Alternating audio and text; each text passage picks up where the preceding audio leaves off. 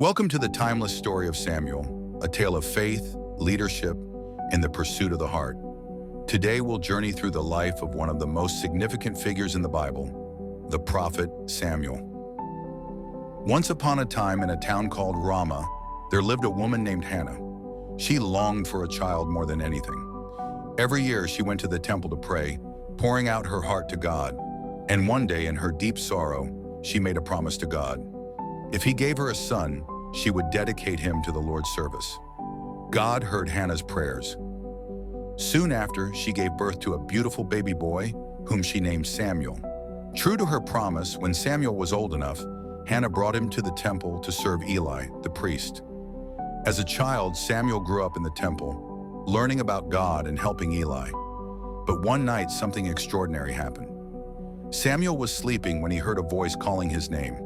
Confused, he ran to Eli, thinking it was him. "Here I am," Samuel said, but Eli hadn't called him.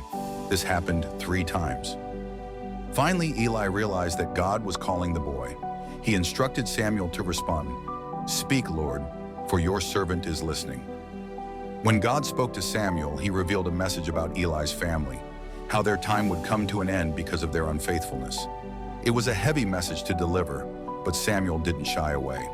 He listened and obeyed, understanding the importance of God's word. As Samuel grew, he became a trusted leader and prophet for Israel. The people began to look to him for guidance, especially in troubling times. Even when they asked for a king to rule over them, like other nations had, Samuel was heartbroken. He knew God was their true king.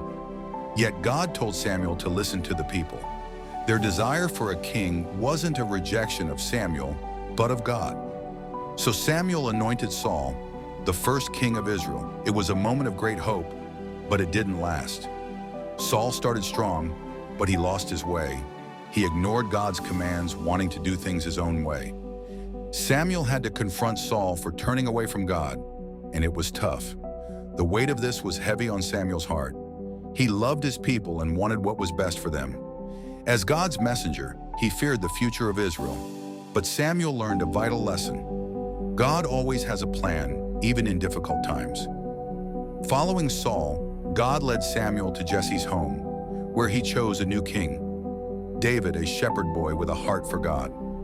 Samuel anointed David, knowing that God's plans were still unfolding.